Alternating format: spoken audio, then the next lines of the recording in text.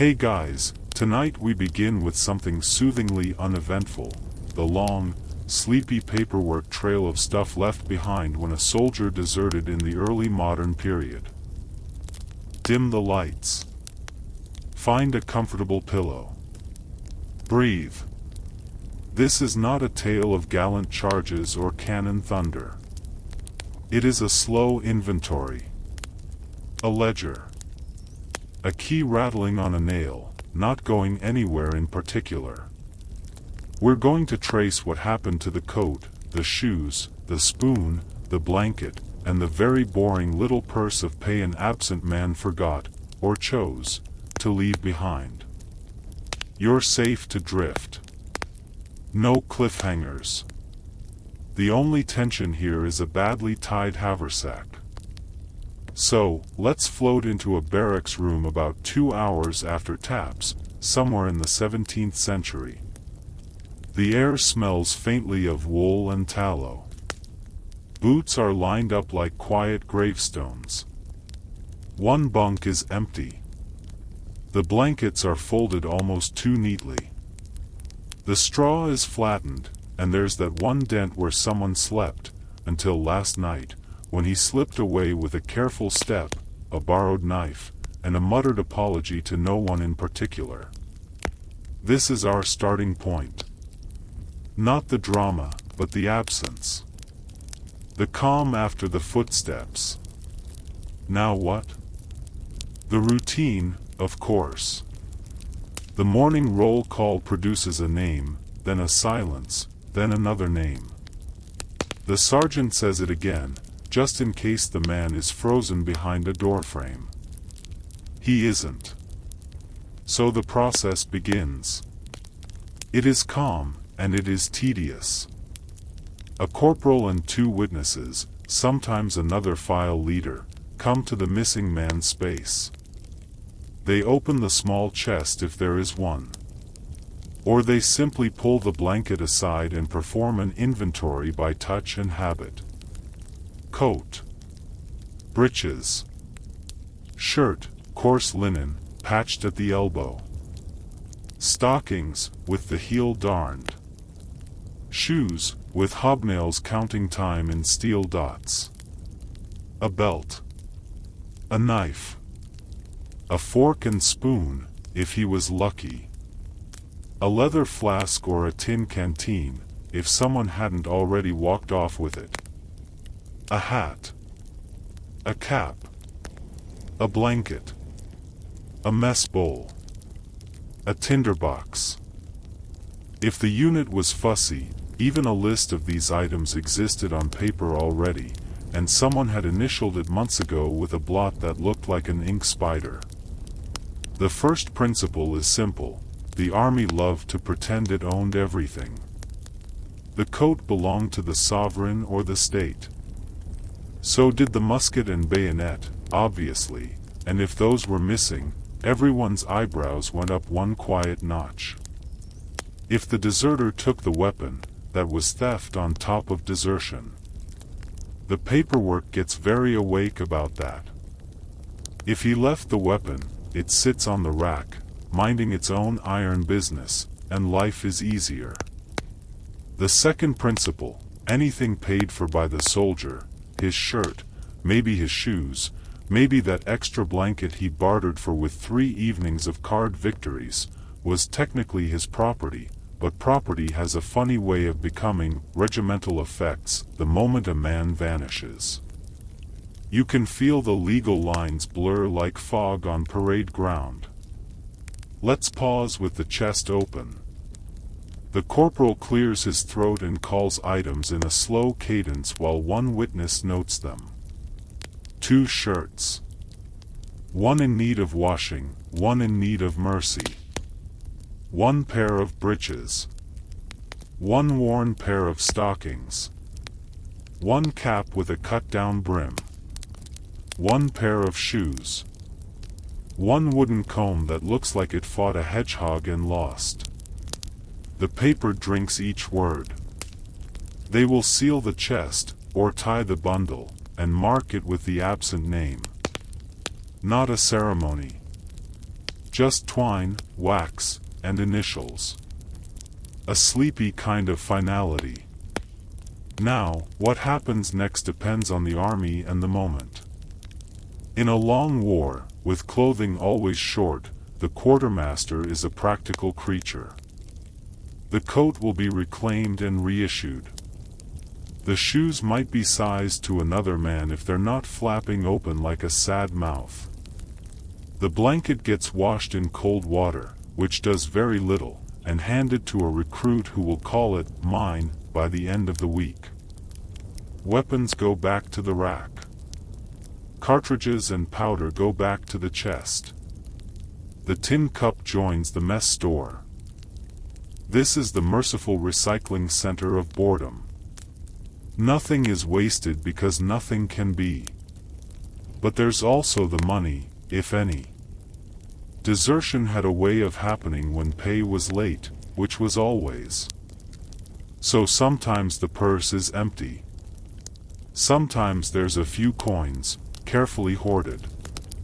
Sergeant hands those over to the payroll as effects of an absent man. If the deserter returns within some officially acceptable window, hours, days, occasionally after some melodramatic apology, the coins can be returned to him, minus a lecture and possibly a cuff to the pride. If he does not return, that small balance might be applied to the costs of his clothing and equipment. The army had a gentle little habit of charging soldiers for their own gear. So yes, he could owe money after he left, which is impressively bleak accounting. The quartermaster sleeps well at night. The ledger sleeps even better. In units with more ritual, the process had a next step, public notice. The name is read out at parade with the cold calm of bureaucracy. The company is informed of forfeitures. Sometimes, to encourage a culture of non-desertion, such a fun phrase, men's remaining effects were auctioned within the company. It sounds lively, but it wasn't supposed to be. It was supposed to be quiet and inevitable. The little proceeds helped fund the regimental kitty, or offset the missing clothing account, or dribbled into the colonel's mythical fund for necessaries. A spoon might fetch a ridiculous coin from a man who simply wanted a spare spoon. A coat in decent shape might be dear, especially if winter wasn't just a rumor. The mood stayed businesslike. Everyone knew what was happening. Someone didn't come back.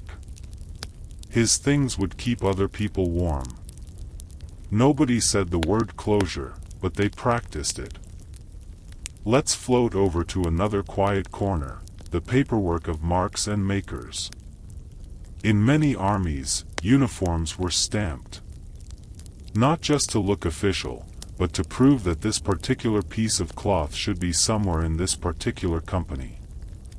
When a deserter's coat was found later, on a farmhand, at a fair, or folded in a second-hand stall, the little stamp could sing a soft, accusatory song. In that way, effects could wander home months later, through the gentle machine of inspection. The coat leaves with a man, then returns without him, ripped at the seam, as if the garment had survived the marriage and the man had not. There is something both petty and poignant in that. The clothes still have a unit, even if the human didn't work out. Now, because we're keeping the tone sleepy, let's talk about clerks. They are the unsung monks of the regiment. They copy the same words over and over: delivered, returned, missing, deficient, condemned. When a man deserts, a clerk draws a neat line through his name on the muster roll and writes absent or deserted in a practiced script. He marks the value of issued items. He calculates stoppages. He sets aside a blank space in case the man returns, like leaving a lamp in a window. A regiment's memory lives in these pages, and it does not raise its voice. It just sits on paper, year after year, while moths do their quiet arithmetic in the margins. The question of personal letters and small keepsakes is where the human creeps back in. Soldiers kept folded notes, ribbons, a coin drilled and worn on a string, a tin charm, a scrap of a saint's image, a lock of hair bound with thread. These had no value to the quartermaster. They had enormous value to the man. If he left them in the chest, they usually stayed with the chest until someone felt brave or bored enough to look. Then came the awkward conversation: do we keep this? Do we send it to his last listed relation? Does anyone know where that is? Addresses in this period were more haiku than GPS. Near the mill beyond the second bridge is not a delivery dream. So in many cases, those things simply lingered. A sergeant tucked them into the bottom of a drawer. A clerk used the letter as scrap. Someone moved them to a storage corner. Years later, the regiment marched on and the keepsake stayed behind in a room that would be repainted and reissued. It is not dramatic. It is the quiet cruelty of institutions. Everything moves except the personal things. If a deserter was later captured, by his own side or a friendly patrol, the chain of custody got creative. His effects, which had been reissued, would not be unissued. He would get whatever the system had on hand. If his original coat now warmed a recruit named Thomas who looked nervous even while asleep, then Thomas kept the coat. The deserter got a different one, perhaps worse. The ledger was updated, and the only thing that returned with any consistency was the man himself, plus a fresh stack of problems. The objects had flowed downstream without him. He was now a new pebble in a river that never pauses. Let's take a soft step into another army's barracks for a moment. Same century, different language, slightly more lace on the cuffs, but the habit is identical. Things left behind become store, and store becomes issue, and issue becomes cost, and cost becomes payment or debt, and the wheel turns. In wartime, the wheel turns faster. An empty bunk is filled within a week. The coat left behind is on a different back before the straw is changed. In peacetime, the wheel turns in slow motion. The empty space can sit awkwardly for a month, like a held breath nobody wants to release. Men lower their voices when they pass. The sergeant keeps the chest key but doesn't rattle it. The captain writes one extra line in a letter home about the importance of good example, and then the letter is lost in the rain. This is the vibe: soft footfalls, the slow drag of a quill, the clink of a key, the monotone of someone reading the list of items without caring how it sounds. The army is an expert at making people and possessions legible. When a person stops fitting in the grid, the possessions are easier to keep than the story. And yet, the story leaks through. A pair of shoes tells you a man walked farther than he wanted. A spoon with teeth marks says mealtime was something between hunger and habit. A blanket with a clumsy repair shows someone's big hands trying to be useful on a quiet evening. A little purse with 3 coins says he was trying to leave with more than nothing, but it didn't quite happen. Now let's glide into the gentle theory of condemned items. When an article was beyond use, the quartermaster could condemn it, declare, in soothing official language, that the thing was now a rag and should be diverted to rag destiny. Deserted men's effects that were not worth reissue could be condemned more quickly, as no individual would protest. A coat too worm-eaten became patch material. Shoes with a blown sole might be cut down for straps. A hat might become absolutely nothing, which is the logical end of a hat's life, if we're honest. Paper recorded the condemnation in a line or two, and nobody cried for the hat, though someone did think of it for 1 second when the cold wind came and their ears admitted they missed the brim. Sometimes, there was a formal version of the internal auction, an official sale to the company where the captain or lieutenant conducted things with all the drama of a church bake table. It kept the items inside the family. A coat could end up with a man in the same squad, and there was a strange comfort to that. The deserting man's belongings were not strangers. They were staying home, in a way. The sober kindness of people who live in close quarters is to domesticate the absence, give it jobs, give it pockets, and then, eventually, give it silence. On the legal side, there were rules that said deserters forfeited everything due, pay, bounty, arrearages of arrears, because nothing says sleep like 18th century finance. If he had any balance, the unit clerk would mark it as forfeit. The money might cover the cost of clothing he had not yet fully paid for. If anything remained, the regiment kept it, or the crown kept it, or the colonel who was always mysteriously in arrears kept it. Everyone's favorite plot twist, money owed to the army could outlast the man. It's a very calm sort of haunting, numbers without a body.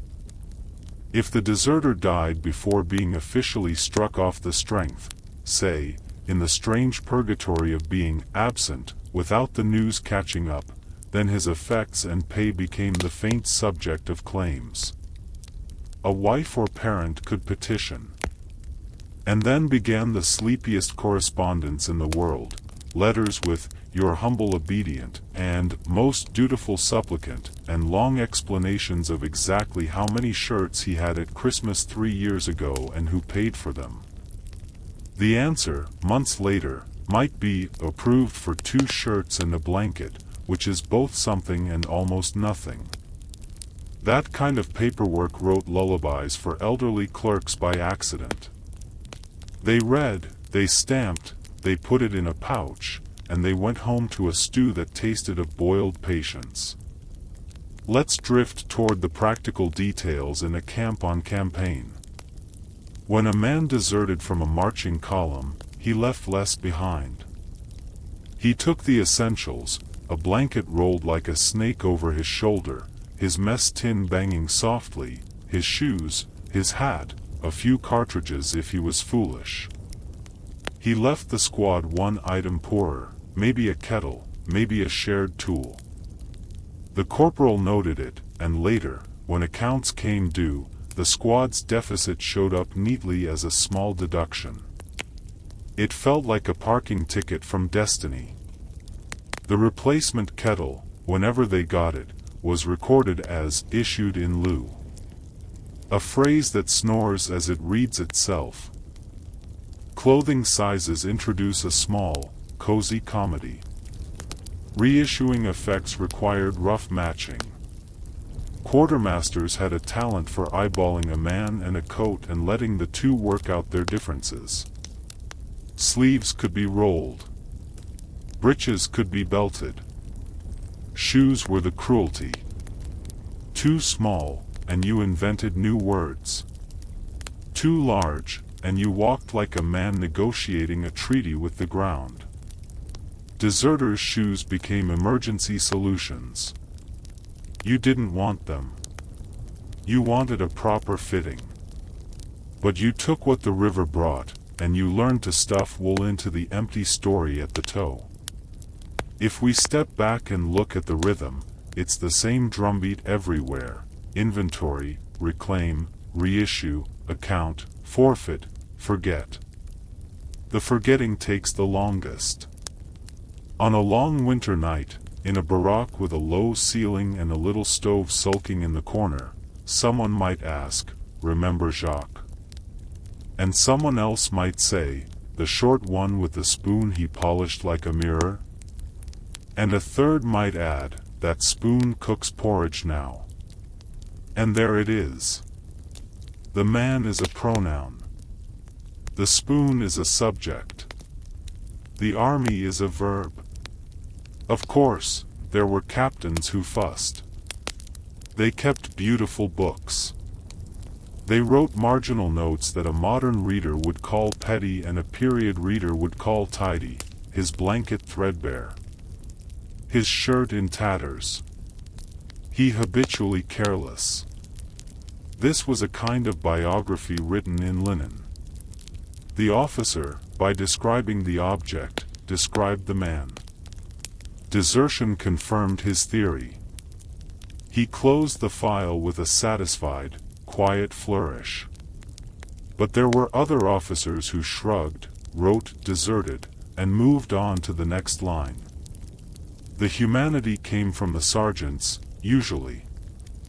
They'd shake their heads, say something like, "He never liked the cold," and then they'd loan the empty bunk to a recruit whose snoring would instantly silence all nostalgia. We should nod at the side economy. Men bought and sold little things among themselves. A comb, a spare shirt, a cap.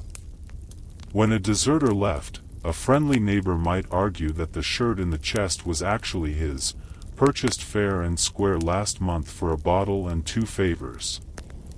The sergeant gave him a look that said, "Congratulations, that's not how this will go." The army preferred that all transactions go through its official board hands. Still, after lights out, deals were remembered or forgotten according to how loudly one wanted to be told no. In naval forces, where space was tighter and property more obviously communal, the effects of a man who ran or simply disappeared into the great water had even less individuality. A hammock, a sea chest, a bag. The master-at-arms inventoried it all with the patience of a tide. Then auctioned it on deck. The proceeds might go to the man's messmates or to the ship's fund, depending on rules and mood. The ship swallowed the change without chewing. The feeling was always the same, nothing remains idle. The sea abhors waste. So does a quarterdeck.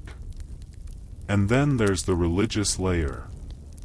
Chaplains sometimes cared in a way that made everyone else slightly uncomfortable. They would collect the letters, the little charm, the hair ribbon, and actually try to find someone to send them to. This went well about 1 in 5 times. But on the days it worked, a mother or sister or wife received a small packet wrapped in paper with a note in a careful hand. It might arrive months after she already knew, or suspected, or decided not to ask. But the packet had a weird piece in it. The army briefly remembered a man not as a number but as a set of things that touched his skin. And then the chaplain went back to the effort of blessing everything in sight and failing to stop anyone from swearing. You might be wondering about punishments and fines applied in absentia. Calmly, yes. Desertion came with a price list. Forfeitures. Loss of arrears. Stoppages against clothing. It's like a dull little rain falling on a field no one walks through anymore. The ledger just applies itself to the ghost of the man. When the unit finally struck him off strength, which is such a lullaby phrase if you say it slowly, the numbers stopped. The army closed the book on him like a librarian shelving a volume that will be very hard to find again. Let's amble to a border post, where a deserter from one army wandered into another with a story and a useful pair of hands. His old coat, stamped with 1 crown, was turned inside out and issued to a new recruit in the garrison he fled. Meanwhile, his chest back at his old unit lost its chain of custody and got absorbed into a stack of chests with no owners. Someone eventually pried off the nameplate and used it for firewood. The calm, ridiculous truth of early modern logistics is that it tried to be tidy in a world that refused to stay still. A lot of energy went into pretending everything had a place. A lot of actual comfort came from accepting that nothing kept it for long. If we need a gentle picture to carry forward, let it be a folded blanket with a chalked name. The chalk fades. The blanket warms 3 different backs. The name never warms anyone again. That's not tragedy the way people write about it. It's not even sad if we keep the lights low. It's just the hum of institutions taking human heat and redistributing it so no one freezes. A kind of socialism of scratchy wool, run by men who love to say words like issued, returned, and deficient more than they love to say anyone's name. Now, because we are here for the long glide, we can notice the subtle regional quirks. In some places, colonels or proprietors technically owned the regiment's clothing contracts. When a deserter's coat returned, it also returned to the colonel's balance sheet, which was always incomprehensible and always urgent. He had invested in cloth. He wanted that cloth on shoulders, not in hedgerows. The coat's return was a little victory for him. He would never see it, but his agent would write him a note saying, "Recoveries have been satisfactory," which is the kind of sentence that makes tea taste like nothing at all. In citizen militias, where the line between personal and issued was even blurrier, deserters' belongings might simply revert to the town. The selectmen held a gentleman's sale. The proceeds funded powder purchases or the repair of a meeting-house door that never stayed shut. A wife could come and claim a dish. A brother could argue for a hat. The town clerk wrote it all down, and because town clerks were romantics in denial, they sometimes added a sighing comment about youth and temptation. Then they sanded the ink, closed the book, and appointed someone to take the money to the treasurer, who kept it in a locked box that probably had a crack in the bottom anyway. Even when desertion was widespread, and it often was, especially in winter, the handling of effects remained routine. The calmness was the point. You can't let panic seep into the gear. Coats don't like panic. Blankets hate it. The army treats its stuff with the dignity it can't always afford for its people. That was the trick. The experience of a deserter squad was always the same: a little surprise, a little inconvenience, a little work to redistribute, and then a return to the pattern. The stove pops. Someone coughs in the hall. A rat with ambitions investigates the bread. Life resumes at the same sleepy tempo. The vacancy shrinks to the size of a footlocker and then becomes just another box.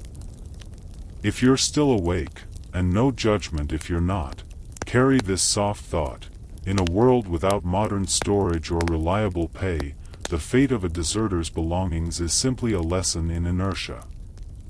Objects prefer the nearest available body. The army helps them find one. That's it. The rest is ink. Men run. Paper stays. Coats change owners. The stamp remains. Someone will mutter later about how the sleeves are too long. Someone else will lend a needle. And the seam will hold, at least until the next rain.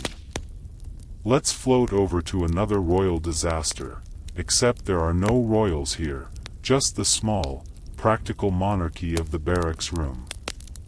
The crown above the door is a nail with a hook. On it hang the keys to the chests, and to everything that happens after a man decides the road looks kinder than the roll call.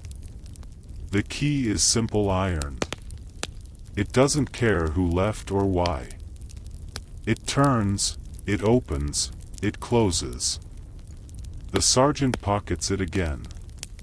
His hands smell of oil and paper. He does not look toward the empty bunk.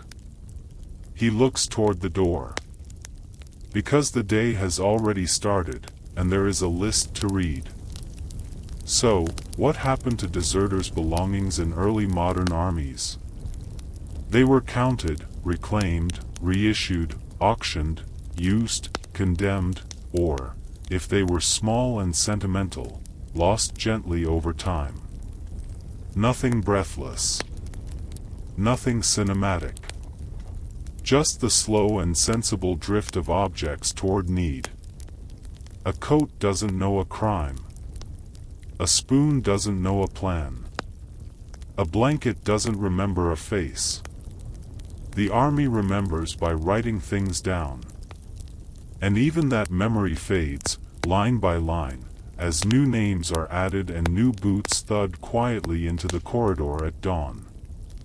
If the mind wants something to hold this, a chalked name, a folded blanket, a key turning in a lock with no hurry at all. That is the whole story, told at the speed of a yawn. We're going even deeper into the least dramatic corner of military history, the slow, unglamorous afterlife of a deserter's stuff.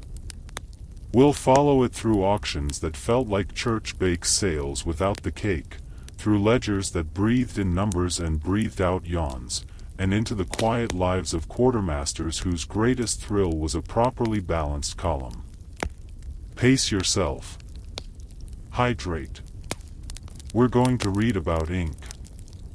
So, let's revisit the scene of the inventory but shift the angle to the company room an afternoon later. The chest is sealed. The bundle is tied. The sergeant has written the man's name in a hand that is nobody's idea of elegant but is definitely legible after a week of rain. Now comes the next step, the soft thud of procedural normality. The lieutenant wants the matter disposed of. Such a telling word. Polite, practical, gently final. He doesn't mean trash. He means turn this into utility. The company auction is the classic route, and it begins with the social version of a yawn. Word goes around. Men wander in, boots whispering on floorboards. No drum. No flourish. Just the quartermaster's assistant unpacking items onto a table, the coat that smells faintly of smoke, the shoes with a rebellious heel, the spoon with a bite mark, the blanket with an optimistic darn. Prices aren't posted. Prices are vibes. The lieutenant announces in a voice that could lull a squirrel to sleep that the proceeds will go toward clothing deficits or the regimental fund for necessaries. Everyone nods as if this is both fair and inevitable, which it is. Bidding is soft, almost apologetic. Nobody is here to win. They're here to make sure the system keeps turning. The spoon goes first because someone always needs an extra spoon. 2 coppers. A hand goes up, then another, then the first hand lowers out of courtesy. Sold. The shoes take longer. A man with smaller feet tries to look interested. A man with bigger feet looks like he's negotiating with God. The coat is the main event. The sleeves are a little long, which in this economy is known as a blessing. It goes to a recruit who smiles cautiously, like he just inherited a relative he didn't know he wanted. The proceeds, let's call it a handful of coins and the uplifting illusion of solvency, go into the pay sergeant's pouch.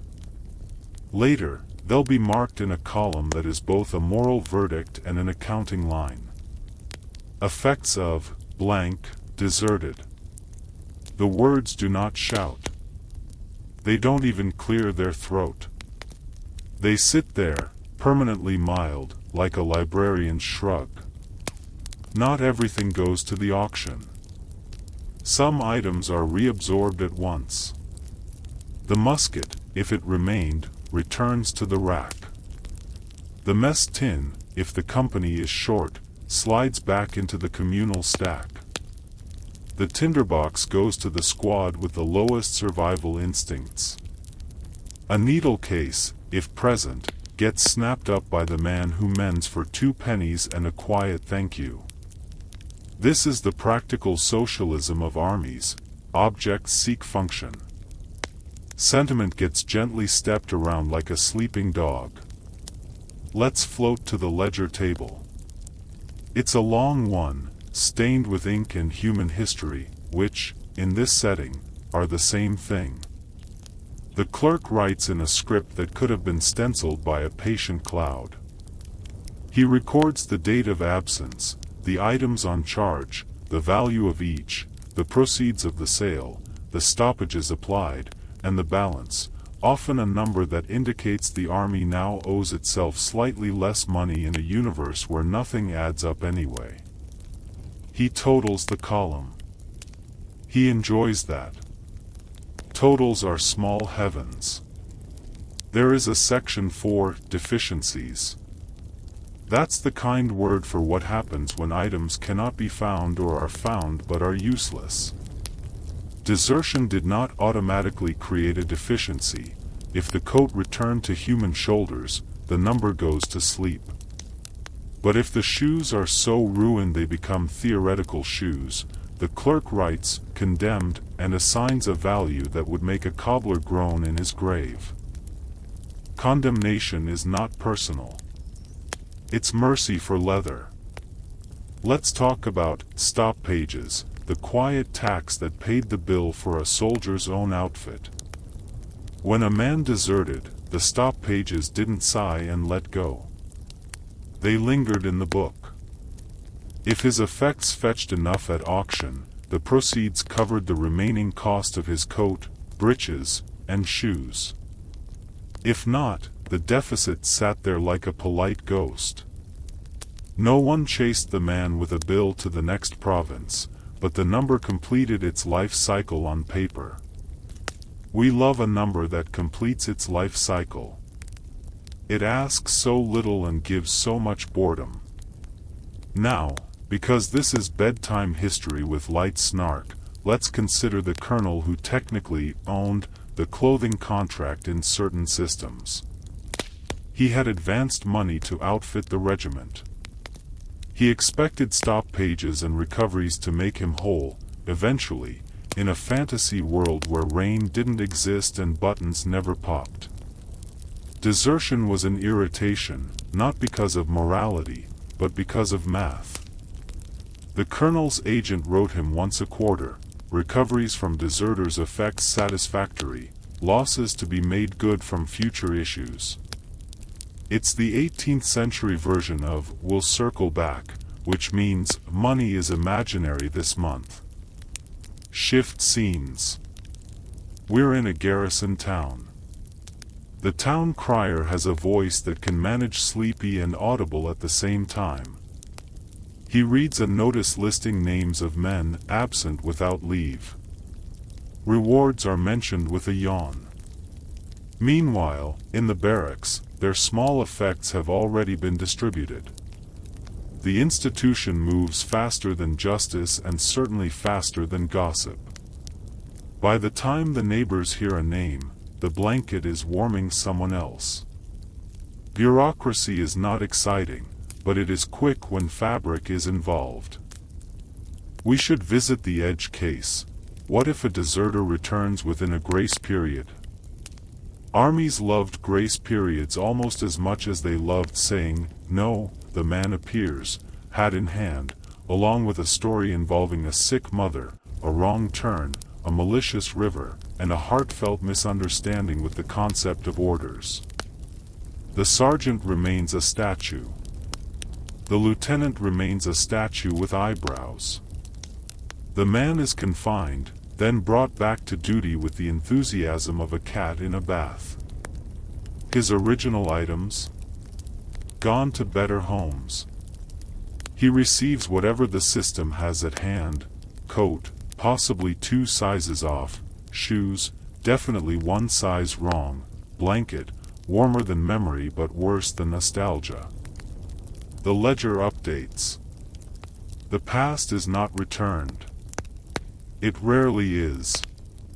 Personal papers, the tiny archive of a life, have their own destiny.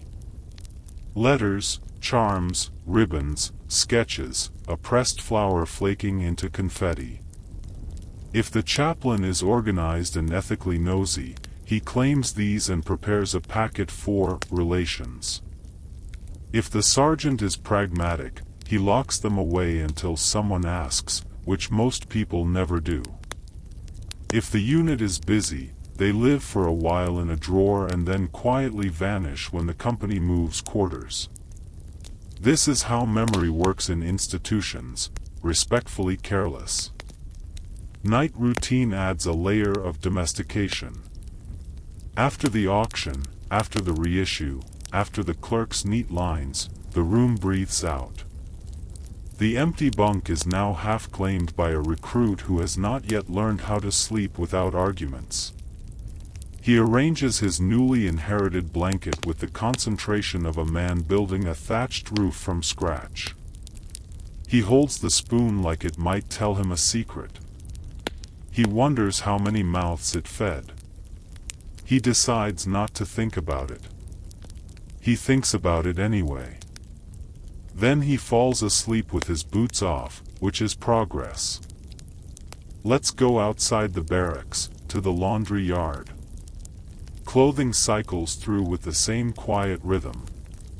Deserted men's coats are washed, lines sag under their weight, and when they're dry, a corporal checks the stamps, company marks, dates, little symbols that have done more traveling than a merchant's mule. If a mark is unclear, he chalks a fresh one. It's less about identity and more about belonging. The coat belongs to a body of men. Any body will do. It's poetic if one squints and also aggressively not.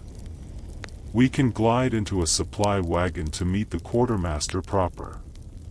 Think of him as the baritone of the regiment's choir. He speaks in inventories. He dreams in columns. He loves a tidy bundle, a square stack, a count that sides with him. Desertion is simply an input to his process, one less mouth to feed, one more coat to place, one more line to annotate. Do not mistake him for cruel. He is kind in the way a mill is kind. It takes in grain and gives out flour without judging anyone's soul. He measures, adjusts, redistributes, and at the end of a long day he wipes his hands and says something like, "We're short of small sizes again," the way a poet would say, autumn. We should also visit militia practice, if only to enjoy the civic flavor. In local militias, the line between public and private property is thinner than a summer shirt. Deserters' equipment, sometimes self-provided, might be seized by the town officers. A sale follows, with neighbors bidding on a hat they saw last week at church. The money patches a fence, buys powder, or sits in a box labeled, "for emergencies," which is always either empty or overfull with coins no one wants to count. The clerk writes a page so neat it could be framed, and then he stacks it with other neat pages that nobody will read again unless a relative complains loudly enough, which almost never happens because everyone has cabbages to attend. If you're waiting for scandal, this is not that story. We have minor temptations, a private who tries to claim he already bought the absent man's shirt and would like refund or title, whichever is easier.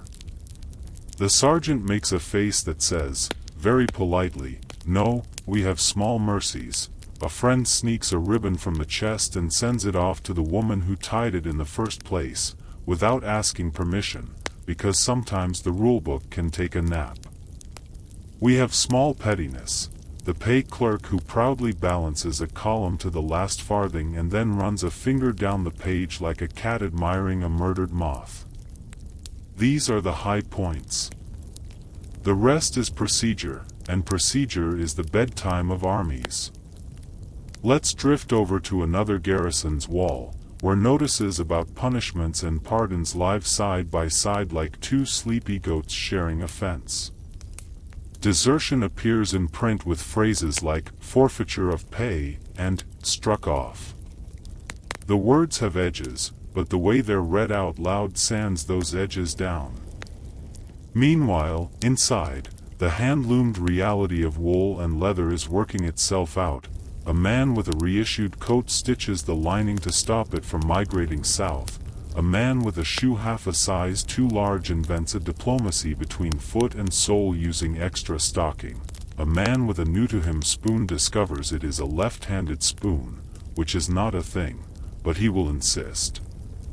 We should give a moment to the concept of regimental property versus private property, because nothing soothes like a classification debate. Regimental property, issued items that must be returned or accounted for, coats, weapons, belts, pouches, sometimes hats. Private property, shirts, socks, small comforts, gambling luck, bad combs, good knives, keepsakes. In practice, the border is foggy by design. The army needs flexibility. When a man deserts, fog becomes policy. Private things that are useful become communal. Private things that are not useful become invisible. It's efficient, and it's honest about what institutions value: warmth, function, repeatability.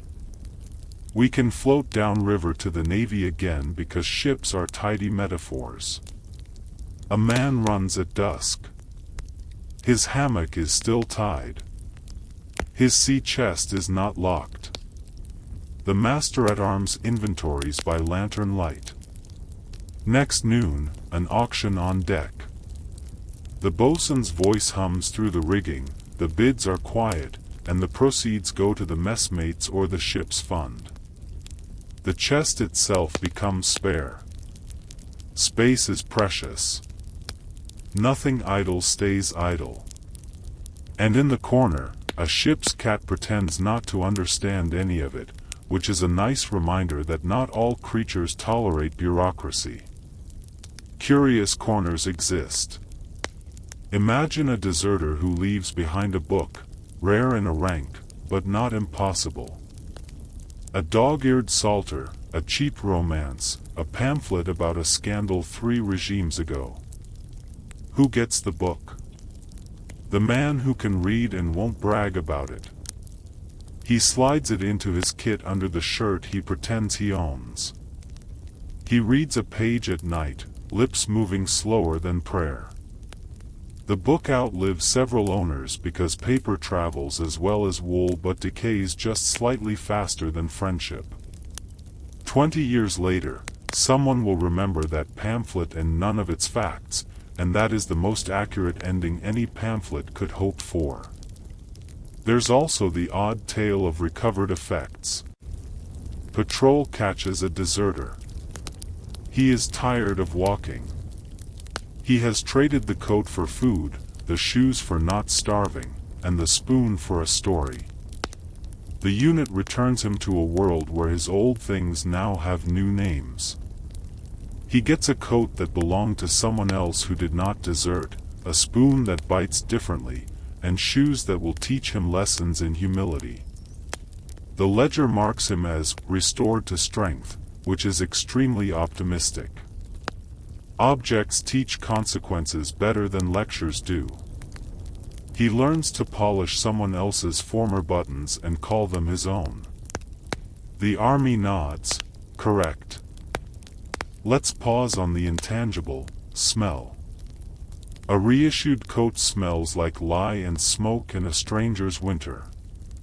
A reissued blanket smells like sheep that made choices. A reissued hat smells like a specific man's sweat that time has politely averaged into humanity. None of this is romantic. It's just what happens when lives overlap by design. Soldiers grow fond of their gear because it becomes part of their outline in the world. When gear changes bodies, it takes time to settle. Desertion accelerates those small dislocations. The barracks learns a new arrangement of odor and elbow. Then it forgets the old one. We can drift now into the seasonal rhythm, because time of year mattered. Winter made reissue urgent. A deserted man's coat in January had a destiny within the hour. In summer, items could loiter. Shoes dried on windowsills like shy animals. Blankets napped in corners. The quartermaster moved slower because everyone did. Auctions in warm months drew more jokes. Auctions in cold months drew more bids. The system is a weather vane that insists it never moves, which is cute. How about punishment fines applied to the men who remained? Not common, but deficits could be shared indirectly. If a squad lost communal items due to one man's disappearance, a kettle, a tool, they might wait weeks for a replacement and live through mild inconvenience converted into soup. The tempo didn't change. Only the thickness of the stew did. They learned to love thin stew, which is a skill transferable to peace. Now, because sleep loves repetition, let's rewalk the path in a single, gentle sweep. A man deserts. Roll call notices. The sergeant inventories with witnesses. The items are listed. Regimental property is reclaimed. Useful personal items drift into the communal store or to auction. Proceeds are entered. Stop pages do their math. Deficiencies are documented or cured by reissue. The bunk is reoccupied. The ledger is closed on that line. The company exhales. The stove ticks. The cat dreams. That's the whole ecosystem, a terrarium of wool and arithmetic. Let's nod to the moral haziness that never quite leaves the room. Deserters are both villains and meteorological events. They choose and they are pushed. The system responds the same way to both causes: count, collect, redistribute.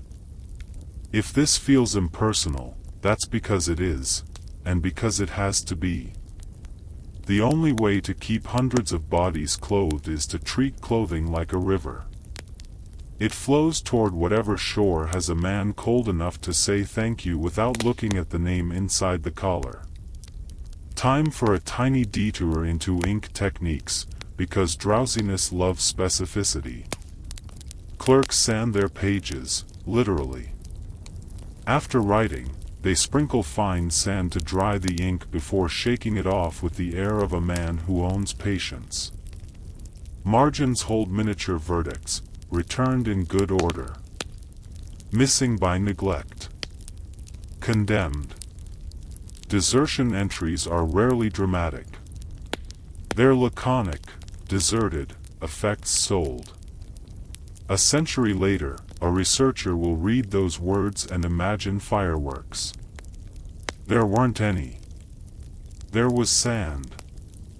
Pay tables do a trick called carrying forward. Balances drift across months like quiet geese. A deserter's account carries forward to a final page where the clerk writes, closed. That's the bureaucratic equivalent of a lullaby. The book goes on the shelf. The shelf sags. A new book arrives, and its spine is too stiff to lie flat. The first entry is, arrived new recruits. The circle completes itself with the smugness of a cat that never had to leave the sunny square on the floor. Now picture a recruit's first issue day. He stands in front of a table like a guest at a buffet where all items taste like sheep and iron. The quartermaster's assistant eyes him and chooses a coat that probably belonged to someone who left in one direction or another. He chooses shoes that might make the recruit reconsider the concept of toes. He chooses a hat with a brim that wants to be anywhere else. The recruit puts it all on. He is now a soldier in the eyes of the world and the ledger. Somewhere, a line that used to hold the deserter's name is now recycled as a warm back. That's how the army refreshes itself without magic. It uses wool. What about court-martial paperwork? Even when absent, a deserter could appear on a charge sheet like a character who refuses to leave a play. The words are old friends: forfeit all pay, be branded, be punished, depending on the time and place. The practical parts, effects, money, gear, are already settled. The court handles theory. The quartermaster handled blankets. Theory sleeps in archives. Blankets sleep on men. A tiny human grace, the man who bought the spoon at the auction might keep the bite mark because he likes the idea that it has a history. He'll run his thumb over it while the stew simmers. He'll tell a story about the previous owner that's kinder than anyone told at the time. In a small way, that's memory winning around against bureaucracy. Not by much, but enough to make dinner taste slightly less like boiled obligation. We can close tonight's section with the most honest sentence in this corner of history: when a soldier deserts, the army loses a person and keeps a coat. It knows how to do that. It was built to do that. The coat won't desert. The coat will be there for inspection, for rain, for the moment someone pulls it tighter in a wind that thinks it owns the field. The entries in the ledger talk to each other across pages, and what they say is simple: the men change, the wool continues. Take a breath. Loosen the jaw. If the eyes are heavy, let them be. If the mind wants one last image, picture a table with a neat pile: a hat, a coat, a pair of shoes, a spoon, a folded blanket. The room is quiet. Footsteps pass in the hall. The quartermaster closes the book with two hands, softly, like putting a child to bed. Tomorrow, someone new will need the blanket. Tomorrow, the page will take more ink. Tonight, everything waits without urgency. That's the secret of the system. It always waits. And it always has someone to warm. Hey guys, welcome back. Get comfortable. Tonight we'll keep gliding along the slow current of a deserter's afterlife, in objects, in ink, in habits nobody bothered to make exciting. No drums. No heroics. Just the soft gravity of a barracks pulling everything back into place, one spoon, one stitch, one sigh at a time. If the room is dark, good. If the pillow is cool, better. We're going to talk about stamps on cloth and why they mattered to men who yawned professionally. Let's start with the stamp, those little marks pressed into coat linings or inked on leather. They were the army's way of saying, this thing belongs to the system, not to feelings. A crown, a number, a company letter, sometimes a date. A private didn't love the stamp, but he depended on it. It meant if a coat wandered, it could wander home. When a man deserted, the stamp stayed. It was the quiet witness. Months later, if the coat ambled through a market on the shoulders of someone who called himself a gardener's cousin, an officer might lift the lining and find the mark like a sleeping signature. The coat went back. The gardener's cousin went away annoyed. The stamp never raised its voice. It didn't need to. Reissue crews used stamps the way shepherds use bells. They didn't count souls, only wool. A pile of returned items, coats folded, hats stacked, belts coiled, sat on a trestle table that smelled like cold iron. A corporal lifted each, checked the inside flap with 2 fingers, and nodded. It's not romance. It's custody. If a man said, "That was mine," the corporal said, "It's ours now." The stamp agreed. And because we're keeping our pulse low, there's something soothing about finality that doesn't pretend to be kind. Let's drift to strings and knots, the tiny technology that keeps clothing attached to men and systems attached to sanity. Names were chalked. Tags were tied. Twine drew borders between "to be washed," "to be mended," "to be issued," and the mysterious category, "to be decided," which was quartermaster code for, "I'm going to drink tea before I think about this." Desertion moved things from his to ours with the help of 3 knots and a board witness. The witness mattered. Not because anyone expected drama, but because procedure sleeps best when someone else watched it happen. We'll wander into mending. A deserter's coat, before reissue, passed to the tailor's bench. Patches were cut from condemned scraps, stitched in with a rhythm that sounded like rain on canvas. Tailors in uniform are a particular breed. They measure without measuring. They fold their patience into hems. They know which seams will tear again and pretend not to. They also gossip in a whisper that can travel 3 tables over. He left. He always hated mornings. His sleeves were long, he liked to hide his hands. Mending garments is a way of mending the story so it can be worn by someone else without snagging on the past. Shoes, meanwhile, go to the cobbler. He is not sentimental. He resents leather on principle and nails because they sneer at him from the bench. He will cut in a new sole if the uppers deserve it, which they rarely do. He will stuff the heel, shorten the strap, persuade the tongue not to escape. If a deserter's shoes are salvageable, they re-enter circulation like polite thieves. If not, they get turned into straps and laces, the reincarnation cycle of footwear. A man later tying his cartridge box with a sturdy strip will not know he's using yesterday's despair. He will only be grateful the knot holds. Let's step into the laundry corner, where water does very little but claims to do everything. Blankets soak. Shirts boil on rare luxurious days when fuel isn't rationed by glare. Soap pretends to be powerful, grease pretends to be defeated. A laundress or a private on detail rings, shakes, and pins. Deserted men's cloth becomes anonymous under the democratic cruelty of cold rinse. Sometimes a ribbon slips from a pocket and travels to the drain. No one notices until someone does, and then it's too late. The ribbon's journey is older than regulations and just as stubborn.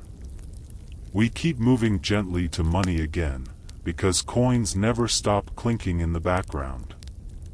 A payday arrives late, as it enjoys doing. The sergeant calls names. At one point, he calls a deserter's name by habit. No answer. He marks forfeit. The men standing there feel nothing.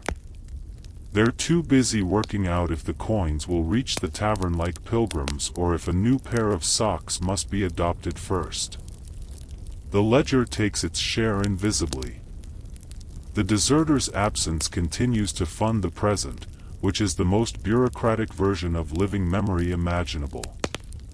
There's a corner of bureaucracy we haven't tucked in yet: receipts.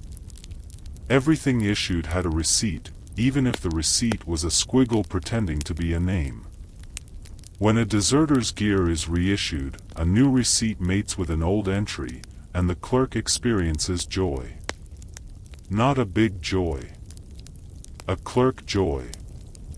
It's like the satisfaction of closing a drawer that had been half open all day, staring at you like an accusation. This is how institutions feel happiness, through closure that fits without shoving. We should visit the mood of the room when a desertion is fresh and the aftercare is underway. It's not grief. It's not anger either, unless the man left with the squad kettle, in which case opinion hardens like yesterday's porridge. Mostly it's redistribution fatigue. Men move, objects move, air moves, sleep moves. Everything seeks equilibrium. The recruit who inherits the blanket tests its weight and finds it acceptable. The veteran who has seen this 10 times shrugs and checks his straps. The sergeant settles into that special weariness of adults who keep the lights on. The officer pretends he orchestrated any of this. The quartermaster truly did. We can glide into a case that's more delicate. What if the deserter left a debt among his friends? Cigarettes are a future problem. In this era the currency of favors is labor. He owed someone a turn at water haul, or a mending job, or a shift in the cook line. The debt dies with the man's presence. The friend might grumble at the air like a gentleman and then decide to be busy at other times. Quiet resentment evaporates quickest under tasks. Armies trust labor to dissolve most things. They're not wrong. Now, a calm detour into labels. Some units labeled lockers and pegs with little wood tablets the size of patience. A man's name, burned in or inked on, hung by a string. When he deserted, the tablet did not get dramatic. It flipped. One side carried the name. The other side was blank. The sergeant turned it to blank. The empty peg looked exactly like every other peg. The system's virtue is sameness. It hugs absence until it can't breathe and then pretends that was the plan all along. Let's talk about the strange dignity of condemned. When a hat was too far gone to shade anything but regret, it was condemned. When a blanket lost the argument with moths, condemned. When a belt cracked across the middle like a bad joke, condemned. The word sounds harsh. In practice, it's a mercy word. It releases the object from expectations. Desertion accelerated condemnation not through spite but through opportunity. No owner meant no argument. The quartermaster could let the tired thing rest. It's almost kind. Which is, yes, ironic. We'll float over to the parade ground on a mild morning when nothing is happening on purpose. The captain reads orders. Somewhere halfway down a page, after an announcement about bread and before a stern note regarding someone's enthusiasm for gambling, the words appear: private, name, deserted, effects disposed according to regulation. That's all. The tone is oatmeal. The company shifts its weight. A pigeon decides whether to commit to this relationship with the battalion. The line lands without a ripple because that's how it survives landing every week. In the background of all this, the concept of reputation slouches. The deserter's reputation becomes a folk tale told at a volume suitable for bedtime. He was homesick. He was in debt. He was unlucky. He was allergic to dawn. Each speaker adds seasoning to taste. The truth, like a button that never quite aligns with its hole, rarely fastens. It doesn't need to. The coat of narrative stays closed by habit, not accuracy. We can hum our way into the officer's mess for a minute. The subject might come up between long draughts of watery wine. A captain says, "Another one gone." A major says, the clothing accounts will benefit. A lieutenant says nothing, because he has discovered how to be furniture in front of his betters. The conversation loses interest quickly. Officers care about absences in the abstract, they care about coats in the specific. They will sign off on a list later. They will not carry a box. That division of labor is the foundation of every quiet resentment in the building. Someone will ask about weapons, softly, because iron has a different gravity. If the deserter took his musket, it's a complication that is politely read at the edges. Units post a notice. Patrols keep eyes open. Markets are watched for a suspicious length of barrel poking from a bundle like a particularly honest asparagus. If the weapon is recovered, it returns to the rack with a disapproving clack. If not, the deficiency sits in the ledger like an old cat who refuses to move from the warm spot. Eventually, someone pays for it, on paper, with imaginary money that annoys real people. Let's be gentle with the rarity of sentiment inside procedure. A sergeant might tuck a letter aside. A chaplain might wrap a charm in clean cloth. A friend might pocket a small drawing and fold it into his own kit, planning to forget he has it until the right evening arrives. None of this is policy. All of it is human. The army survives on the friction between rules and kindness. Desertion makes that visible and then asks everyone to pretend it isn't. Now for a seasonal scene, winter quarters. Windows sweat. Stoves mutter. Everyone's breath is a conversation they can't stop having. A desertion in winter causes less surprise and more rearranging. The coat is reissued with ceremony equal to a blanket being folded, which is to say, no ceremony.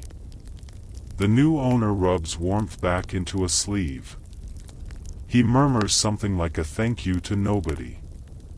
On the cot, a wool cap sits uncertainly, unclaimed. It will belong to whoever needs it first thing tomorrow at dawn. That's how everything is decided, by the morning after. We should look, just for the drowsy symmetry, at the opposite, a man discharged properly. He turns in his kit. He gets receipts. He gets a small settlement. It all takes longer than patience was designed for. But crucially, he leaves with a sense that the system noticed. A deserter leaves with nothing except a set of objects that proceed without him. The contrast isn't moral, it's administrative. The army knows how to wave. It does not know how to chase. Let's grant the quartermaster his favorite sentence, balance is carried to the next return. He says it the way a monk sings a psalm. It promises continuity. It threatens boredom. It wins either way. A deserter's line is closed, the unit's line continues, clothing accounts roll on like weather. Institutions have mastered the art of being endless in the small ways that matter to boots and blankets. That's why they outlast men who sprint. If anyone is still awake, here's a tiny, tender corner, nicknames. A spoon with a bite becomes the nibbler. A coat with an obvious patch is crosspatch. Shoes that squeak are the fiddles.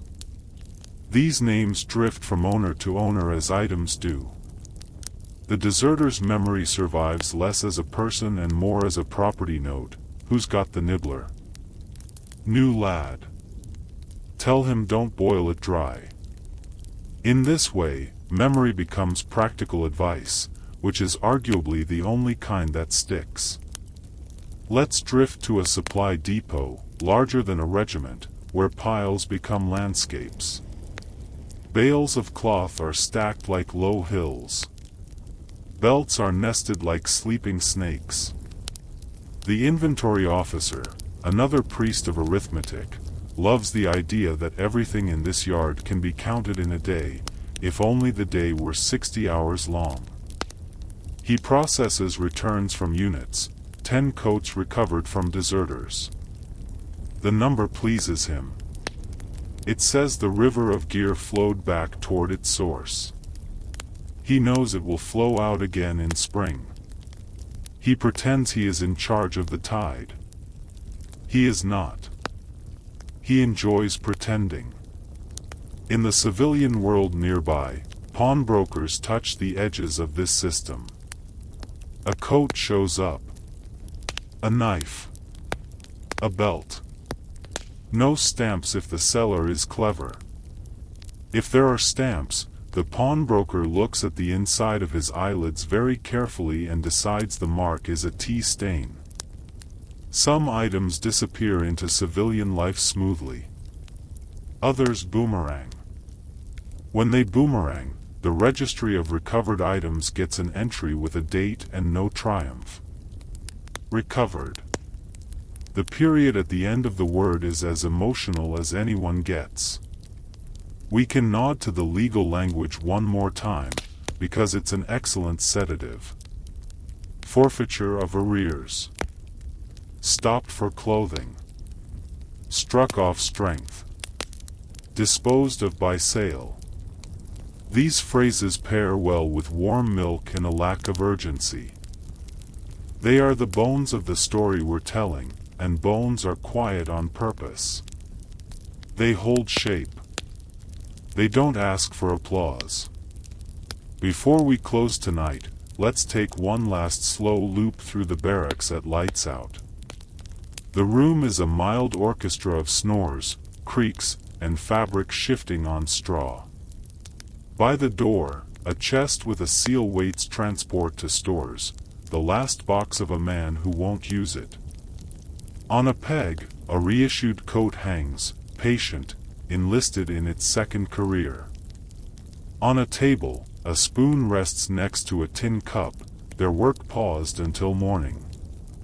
The sergeant walks once through the room, not because he expects to discover anything new, but because routine is how he keeps the universe from inventing surprises. He listens to the breathing. He hears enough bodies to call it good. He blows out the candle. The dark reclaims the corners like a landlord with keys.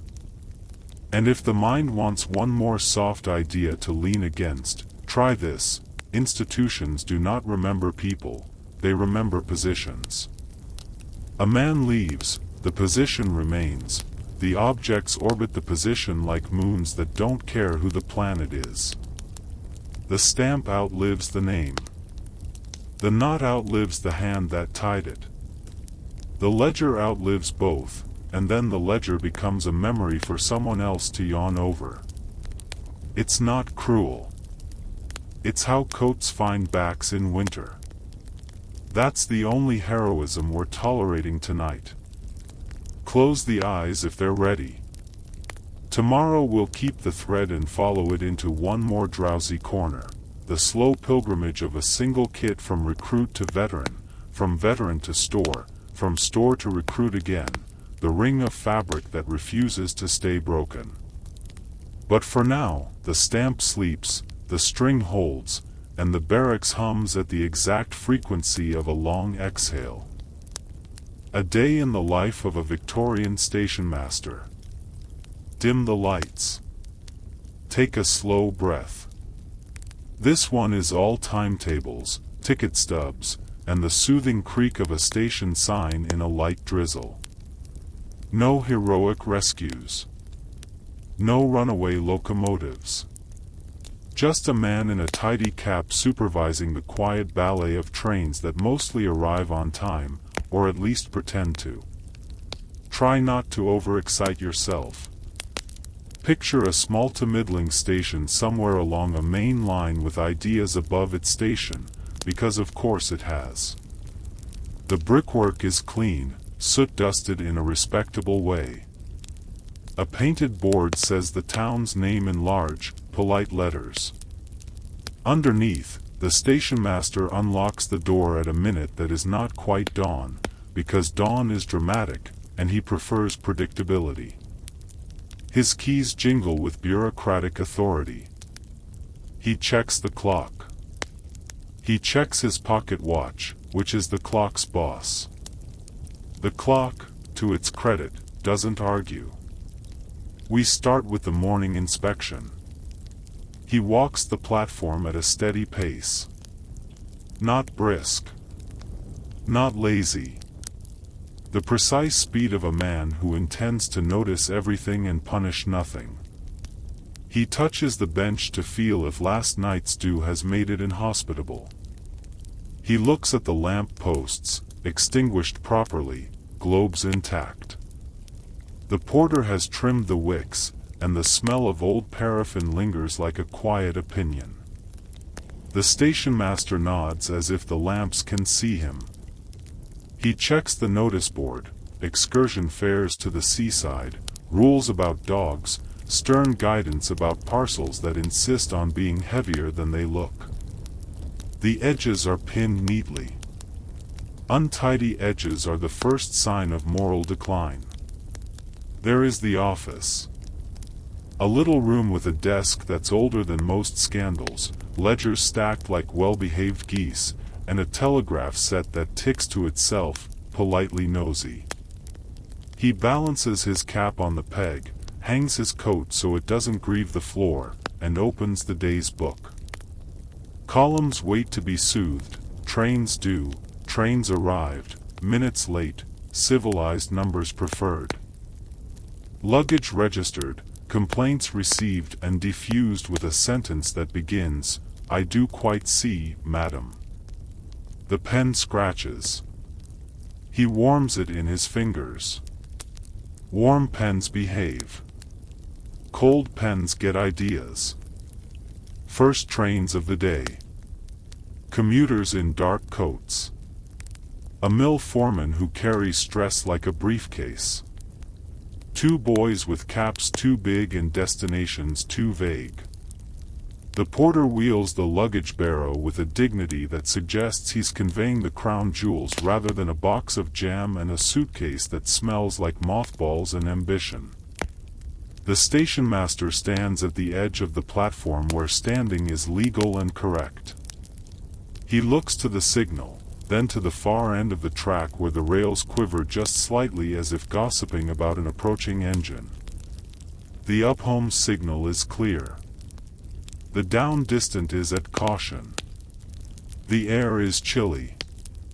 He approves. A whistle in the distance, measured, not theatrical. The engine huffs into view, paint dulled by honest work. The driver gives the station master a nod that says, "We keep the universe from melting by mutual agreement." The guard leans from his van, watch chain swinging, eyes doing silent algebra with the signal. Everything is a ritual practiced until it feels like a nap. The train sighs to a halt. Doors thunk. Boots tap.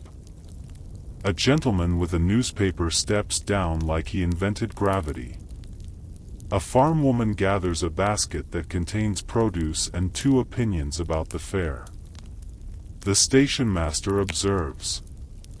He notes. He does not interfere unless interference would prevent paperwork later. Tickets now. The booking clerk sits inside his little windowed cabin like a small, focused deity. But the station master listens. He can tell from the rustle of ticket cards whether the morning is ordinary or intends mischief. Excessive third class to the junction suggests a market day. An unusual number of returns to the city hints at a public meeting, which will bring speeches and men who gesticulate at timetables as if volume affect schedules. He sips tea that was made optimistically 15 minutes ago. It tastes like tannin and the British Empire. Then there's the telegraph. The little lever clicks under his hand with the calm of a heartbeat. Messages in, messages out. Up goods through in 10. Special following. Delay at the next box, cow expressing political views on the line. He acknowledges with the correct brevity. No jokes. Telegraph humor is for after hours and only about weather. He writes each in the train register book, lines neat, times exact. If his handwriting were a person, it would attend church and never forget to water ferns. He walks the platform again. A boy tries to carry 2 cases at once. The station master gives him the look, kind, mildly disappointed, ancient, and the boy chooses prudence over gallantry. On the bench near the waiting room, a man snores into a scarf. The station master allows it. He does not allow feet on seats. He does not allow whistling that approximates opera. He allows everything else that can be filed under life. A parcel arrives that claims to be moderately fragile but sounds like a toolbox being tumbled down a hill. He inspects the label, the cord, the knot. Knots are biographies. This one says, tied by an uncle who wanted to help. He signs for it, stores it in the parcel's office with the precision of a chess move, and makes a mental note that the consignee will complain about dents. He prepares a sentence that includes the word regret, but not apology, because he is not paid for blame, only for gravity. Next comes a school expedition of 4 children and a teacher whose patience appears on the London timetable as a limited express. The station master smiles with corners of his mouth only. He advises the teacher about the best carriage for keeping the herd contained, 3rd class, near the guard's van, not too close to the lavatory because novelty is the enemy of order. He reminds them gently about fingers and windows. He compliments a model boat clutched by a boy whose eyes are bigger than his idea of buoyancy. He moves them along like a shepherd whose crook is made of politesse. Signals again. He crosses to the box, or if the station is grand enough, he merely confers with the signalman, an oracle who drinks tea and moves levers with priestly certainty. Points are set. The board outside speaks in geometry. The station master listens to the language of metal, the whisper of wool flanges over rails, the tick-tick as keys in fish plates count axles. He could identify most engines blindfolded by sound alone, but he will never admit this. Modesty is the second signal rule. The first is, be right. Mid-morning arrives carrying rain on its shoulder. The platform glistens a little. He checks the grit barrel. Slippery platforms are undignified. He checks the roofline for drips that would land on the precise spot a lady would prefer not to stand. He directs the porter to move a bench 3 feet left because drafts respect geometry and he insists on winning. He inspects the ladies' waiting room from the door, fireguard in place, coal scuttle neither over-enthusiastic nor miserly, antimacassars aligned like a chorus. He nods and retreats, a polite raider in reverse. A letter from headquarters arrives in a leather pouch via a junior clerk who looks like he sprouted overnight. The paper smells posh. He breaks the seal. The contents are thrilling if one enjoys the drama of regulations, a new directive about dogs, tickets required, muzzles recommended, dignity optional, guidance on surplus baggage, stern comments about a recent incident involving a handcart and a goose.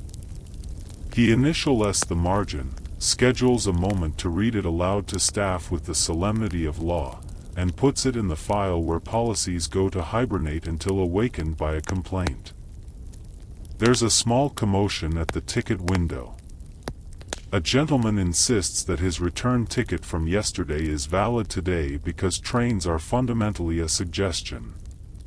The booking clerk uses the script, which is calm, firm, and contains phrases that have soothed empires into queues. The station master drifts closer with the law of averages behind him. He explains the meaning of day of issue, as if discussing cloud formations. The gentleman complains about modern life.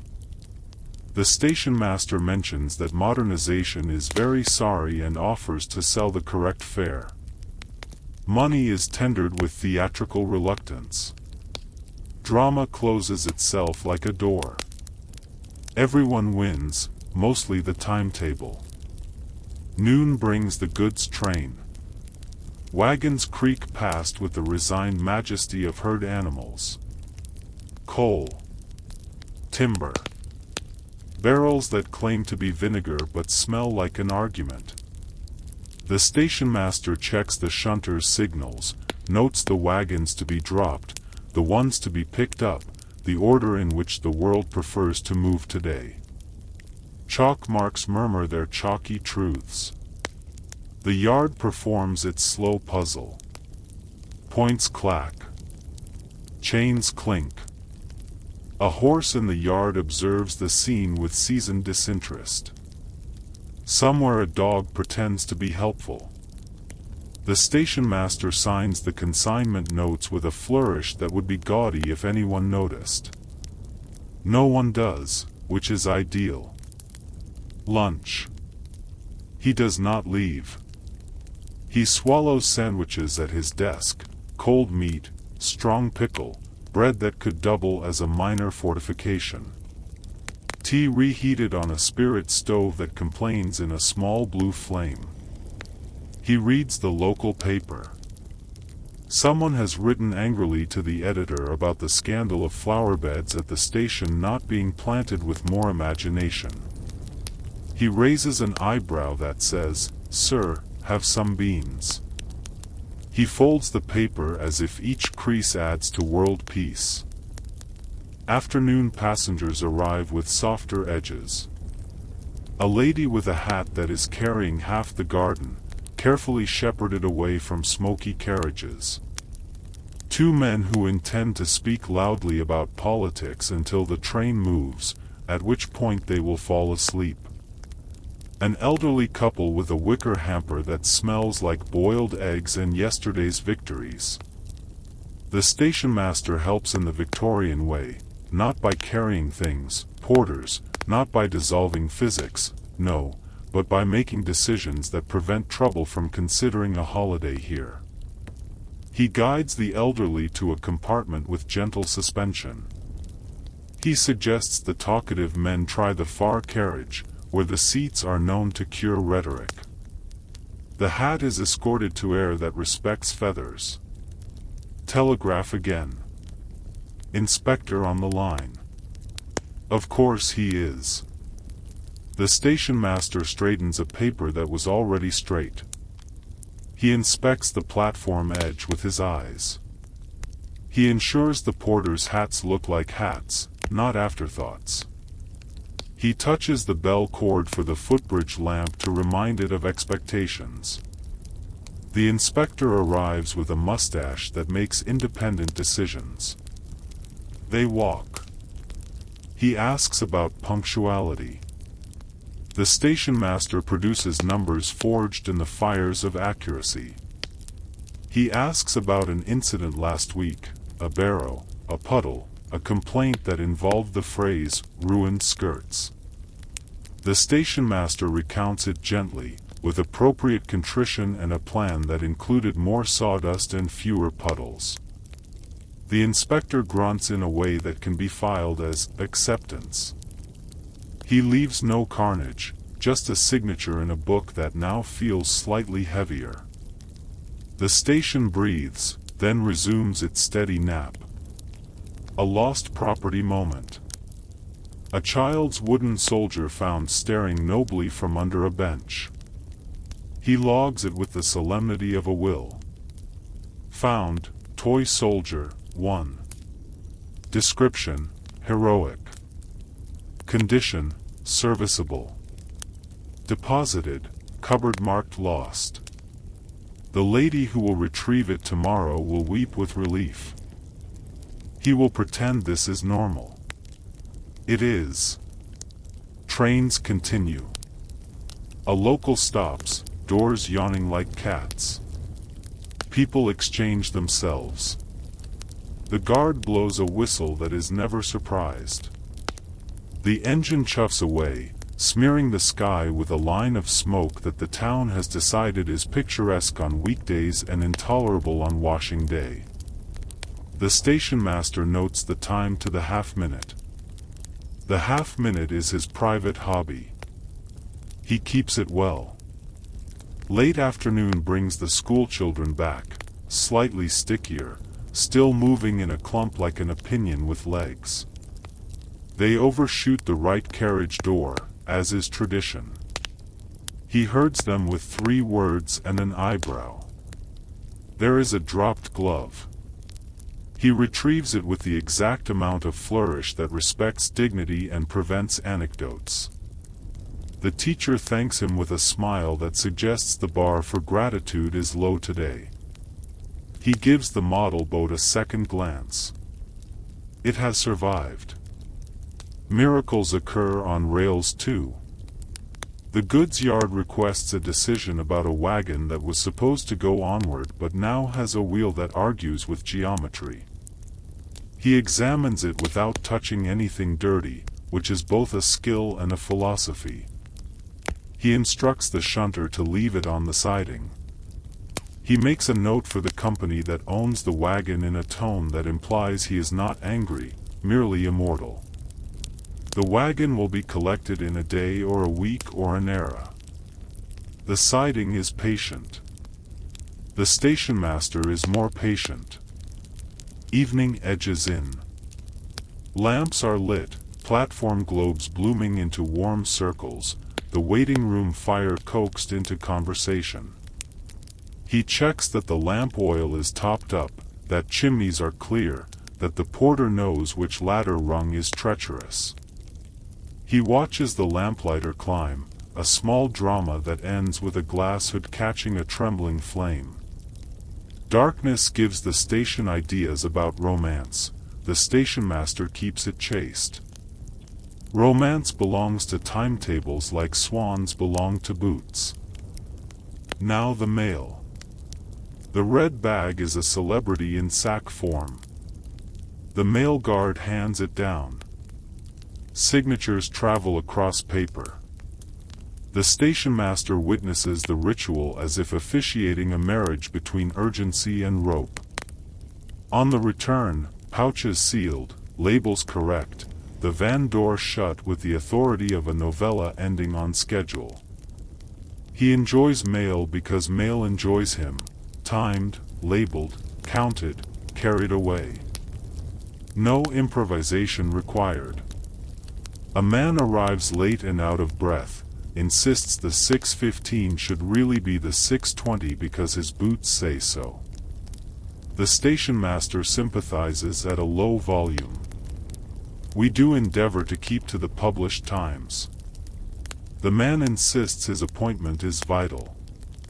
The station master shares the general policy of history regarding individual urgency, charming, irrelevant. A minute later, the whistle. The train pulls in on time, rubbing salt in nobody's wounds. The man departs with the locomotive's smoke in his hair and a new respect for printed numbers. Night settles properly. The last proper arrivals. A solitary traveler whose suitcase has a dent that suggests it met a truth. The station master assists with directions to the inn that is nearest, then the one that is cheaper, then the one that tolerates banjos. He ranks them kindly. A couple returning from a day out at the resort. Sunburn has a shape even under gaslight. He directs them toward the cab rank, quietly preventing them from negotiating with the only driver who collects passengers the way museums collect complaints. The platform grows empty the way a kettle does, sound dwindling, warmth lingering. He checks the telegraph for last messages. One final goods extra to pass at night, coal making its own case for permanence. He confers with the signalman for the evening pattern, who will wait where, who will cross, which lever knows it is starring after midnight. He signs the register with lines that close the day's paragraph. After-hours chores. He tallies the day's tickets with the booking clerk. Stacks them by destination, by fare, by the ancient principle of neat makes right. They reconcile the till to the receipt book, a ritual that requires quiet breathing and the patience of stones. There is always one halfpenny that pretends to have wandered. They find it peeking from under a counterfoil, shy and chastened. He allows himself a winced smile. The clerk relaxes like a cat reassured that the furniture is still furniture. He writes the station diary entry. A paragraph that could substitute for chamomile tea, weather noted, trains punctual with marginal anomalies, incident involving a spaniel resolved without paperwork, inspector's visit satisfactory. He writes in the tone of a man who knows future him will read it and wish past him had been less cryptic. He includes a sentence about a cracked platform tile near the lamp post, recommends repair before anyone decides to discover gravity the hard way. He underlines the sentence with a line that means, I will nag. The last passenger working. A young man with a cheap valise and a decision on his face. The station master recognizes the look. Cities are magnets. Villages are anchors. Trains are the string. He sells the ticket, wishes him a good journey in a voice that makes the words behave, and watches him watch the darkness. The train arrives, breathes, receives him, and sighs away.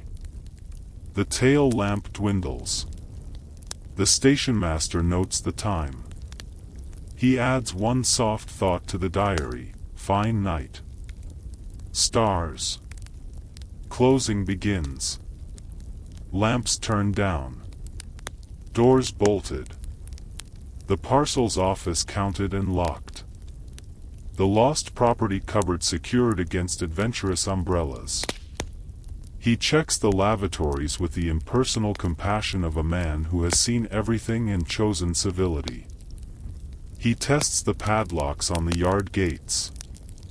He thanks the porter with 2 words and a nod that means more, a language they've developed from the frequent exposure to timetables. He returns to the office. He wins the clock. Clocks are like dogs. They need attention and pretend it's a favor to you. He files the papers in a system that looks like a shuffle to the untrained eye but could recite its lineage at trial.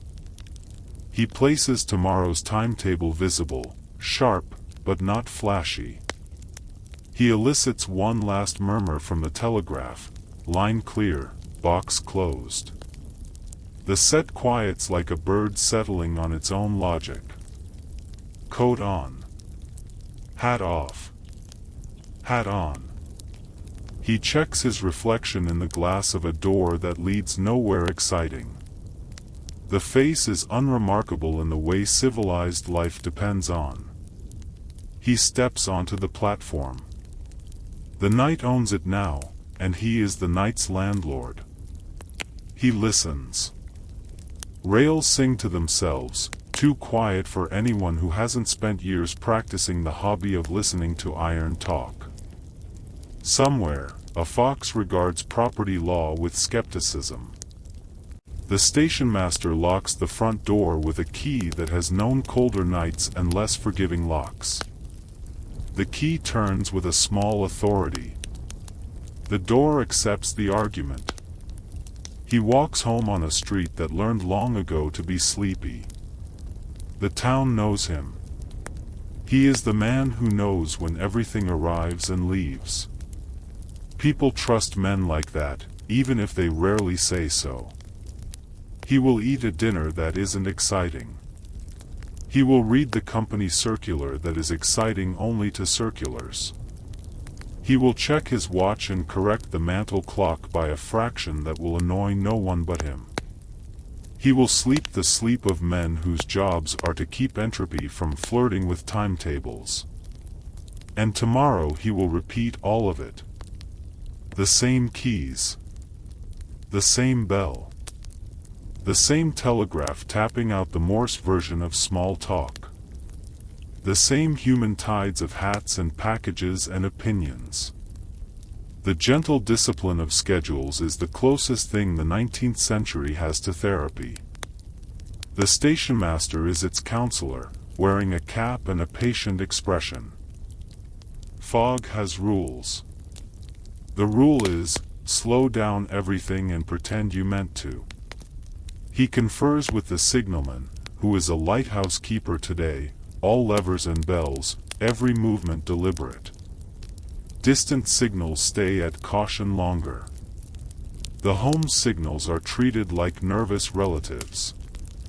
The stationmaster issues instructions to staff in sentences that corner panic and show at the door. Hand lamps checked. Fog signals, little detonators placed on the rail to snap a warning to an approaching driver, made ready in their tin with the air of small, rational explosives. Porters briefed. No umbrellas near the platform edge. No leaning, no peering, no deciding to see better by becoming taller than you are. He walks the platform in fog's quiet. Sounds grow larger. A cough becomes an incident. A suitcase bump sounds like a philosophy debate. He stations a porter at the far end, lamp in hand, to be eyes for the station where eyes are currently decorative. The telegraph taps out its litany, line clear, train entering section, each word a small lighthouse beam.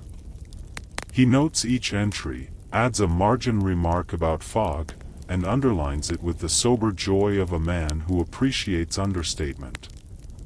The first train arrives like a memory. A muffled whistle, an engine-shaped suggestion, buffers kissing the platform with polite discretion. He watches the driver's face in the cab glow, lamplit concentration framed in steam. A nod. A breath. Doors slide open. People emerge in softer shapes, as if fog sands down edges that would otherwise complain. The stationmaster counts, not people but pace. Fog makes everyone walk like they're negotiating a treaty with the floor. He approves. He disapproves of very little today, because fog is already doing the scolding. Tickets today include more questions. Is this the train to? The stationmaster answers with a tone that replaces maps. He shepherds a pair of shopkeepers to the right carriage, points a schoolboy toward the guard's van with the authority of a man who has walked through worse mornings and found lunch anyway. The guard and he exchange a few words about gradients and decency. The guard shows him the mail pouch like a sacrament. He signs the book with a fog day signature, larger, bolder, as if writing had to push through weather too. A parcel arrives labeled EGGS in letters that overpromise. The stationmaster holds it like a diplomatic cable. He chooses a storage spot with fewer drafts than betrayals. He makes a note in the parcel's register that eggs exist here and that they are a conspiracy against flat surfaces. He places damp sacking where drops accumulate. He adjusts a door to stop it from performing as wind's accomplice. He thinks about breakfast and thinks again. The midday goods train is late, which is fine because fog is in charge and nobody got the vote. The yard becomes a whispering puzzle. He walks the points to ensure they're seated, slides a gloved finger over a lever to feel for frost's petty commentary. He speaks with the shunter using fewer words than usual and more pointing. Couplings clink. Wagons take their time composing themselves into a useful order. A horse watches from its place near the weighbridge and decides the day would benefit from hay. The stationmaster agrees privately. After fog comes excursion season, because life is mostly about swapping one predictable inconvenience for another. The posters have been up for a week: seaside specials, city exhibitions, a botanical show that promises courageously that ferns are thrilling. Excursion day begins with an intake of breath. He requests 2 extra porters from the junction because crowds enjoy practicing spontaneity. He chalks arrow signs and positions one at a height excitable children cannot rearrange. The booking clerk organizes stacks of cheap day returns like a magician about to produce too many rabbits. The first wave arrives with energy and baskets. Families with handkerchiefs tied into prize-winning knots. Couples who pretend not to be excited and fail. A choir with sheet music that says, "We will sing on the platform and regret nothing." The station master steps into the role of benign traffic warden. Lines formed here. Loud announcements phrased like lullabies. Kindly avoid the edge. Plenty of time. We'll all be aboard presently. It's not entirely true, but truth has a wide brim today. He deploys a trick, pre-sorting. All for the end of pier. To the rear 3 carriages, please. People enjoy being part of a plan that requires no thought. He smiles at a child carrying a pail large enough to drown a small empire. He asks someone with a very enthusiastic sandwich to keep mustard off the booking window, which is already losing the argument. He gives the porter a look that translates to, "Bring the spare barrel," and the porter produces it like a rabbit who pays rent. The excursion train is longer than a principal. The engine arrives proud, because even iron gets ideas on special days. He walks the length, checks doors, eyes the couplings, counts the guards' flags. He speaks with the driver about return times in sentences whose subtext is, "Please do not introduce drama, we have enough." The guard and he confer about platform lengths and where the stragglers are likely to perform their art. They agree the whistle should perform early and often. Boarding is a polite stampede. The station master's voice changes register. Not louder, just more complete. Plenty of seats farther down. This compartment is full, that one is eager. He plucks 2 young men from the first class like damp socks and deposits them into third with a face that says its own sermon. He helps an elderly lady step across the gap without either of them pretending it's heroic. He directs the choir to a carriage several doors away from anyone who looks migraine adjacent. He nods at a constable who drifts through like a cloud of authority. Departure is a choreography of levers and glances. Signals clear one by one like a sentence forming. The guard's green flag. The driver's reply. The last door clicked.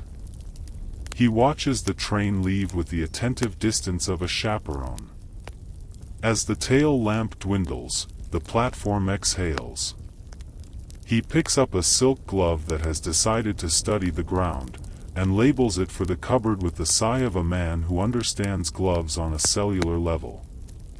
Excursion aftermath is always quieter than expected, like a fairground after rain. He uses the lull to do the unglamorous excellence, balancing the morning's receipts, stamping date on the ticket stubs, noting a cracked hoop in the parcel scale, writing a memo that includes the phrase, please expedite, which has never expedited anything but tradition demands its use. He authorizes an extra coal scuttle for the ladies' room because the wind is being theatrical and women deserve warmth that isn't borrowed from someone's temper. Afternoon brings dignitaries. A local committee touring the line's improvements, which mostly means pointing at fences and pretending they are modernity. The station master receives them with a bow designed by time and starch.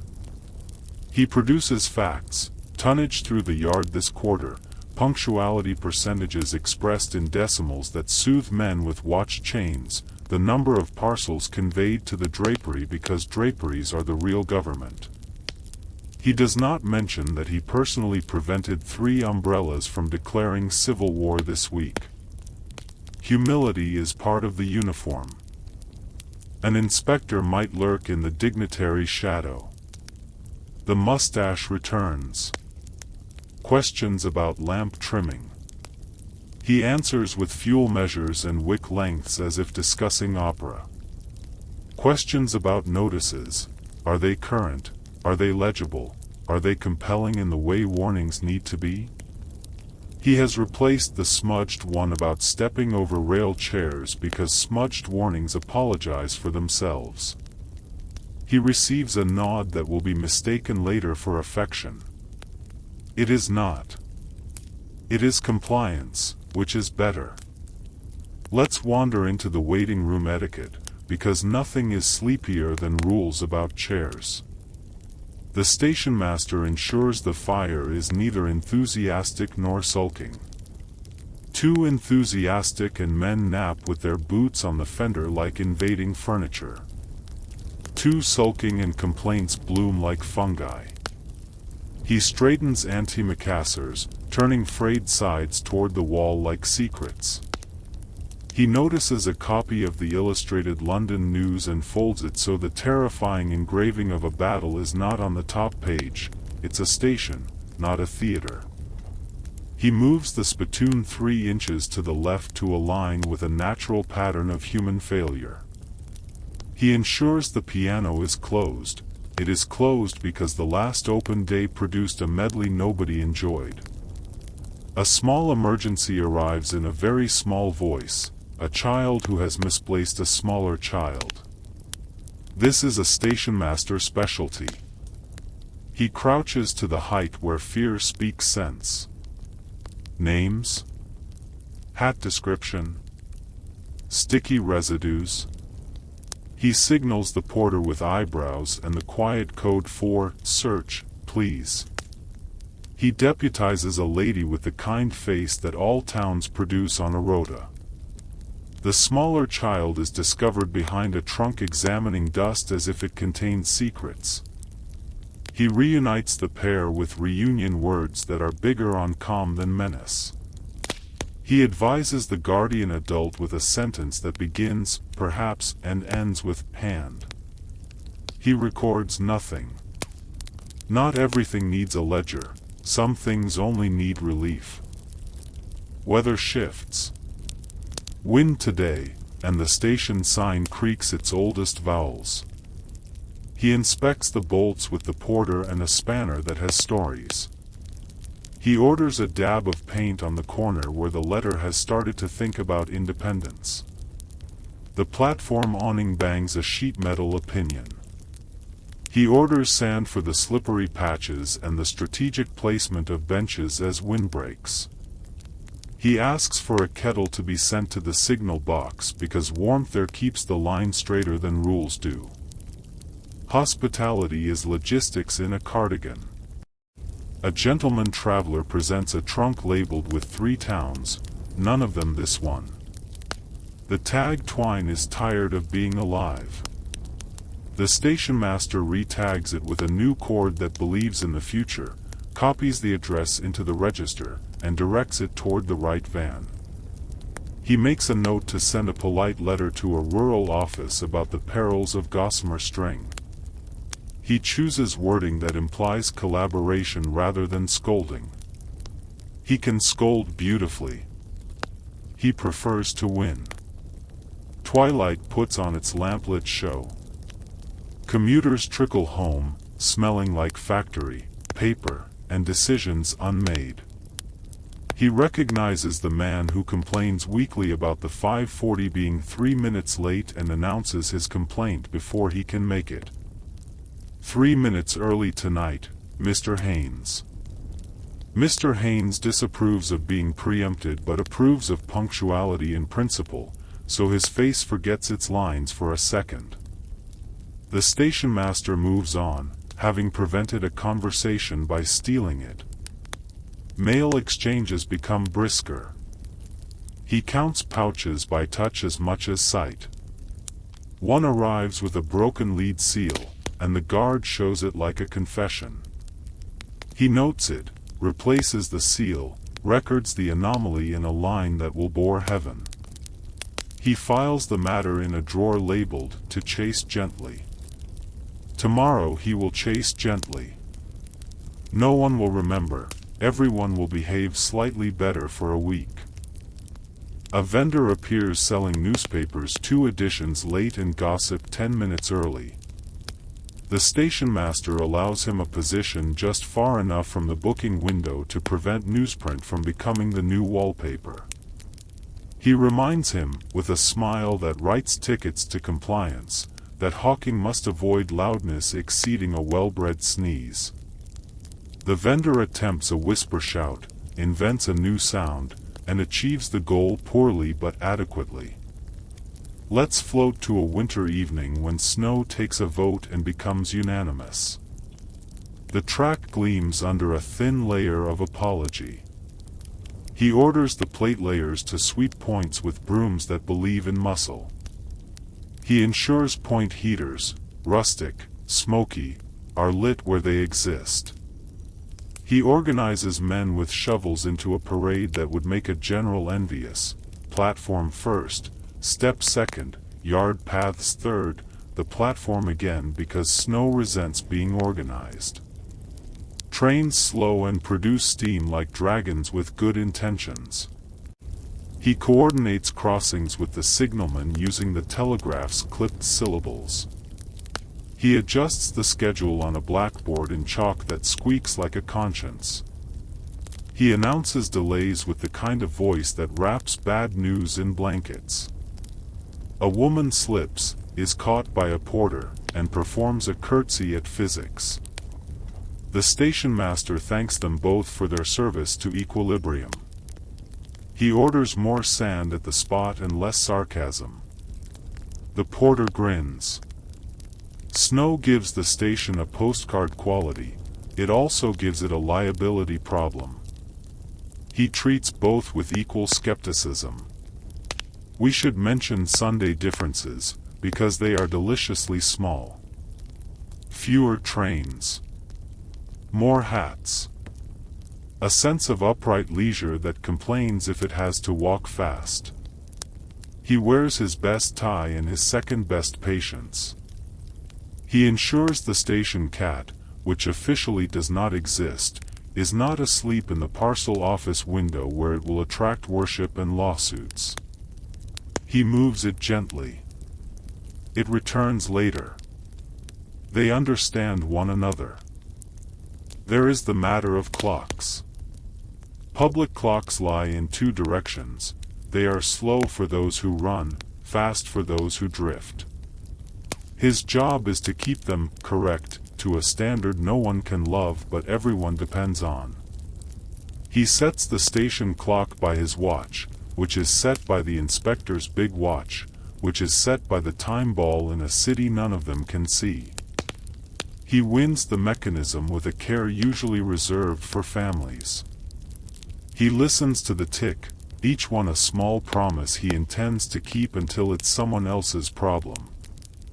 A claimed complaint arrives, wrapped in civility. A gentleman believes the bench is too near the door, creating drafts that target his integrity. The station master measures with experience. He moves the bench 1 foot. The gentleman feels heard.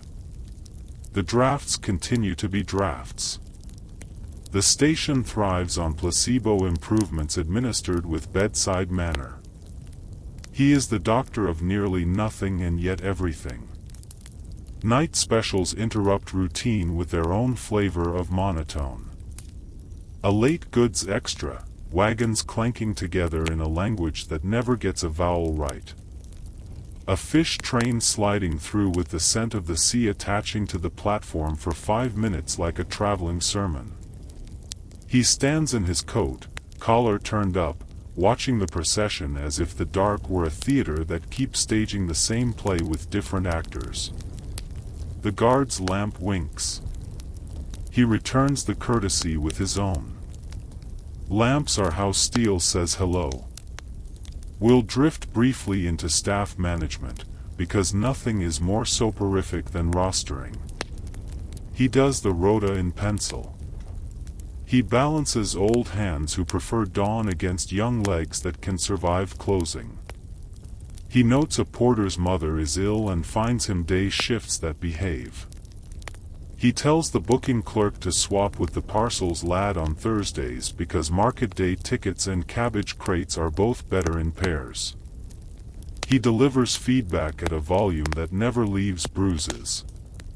Perhaps fewer jokes to ladies about luggage.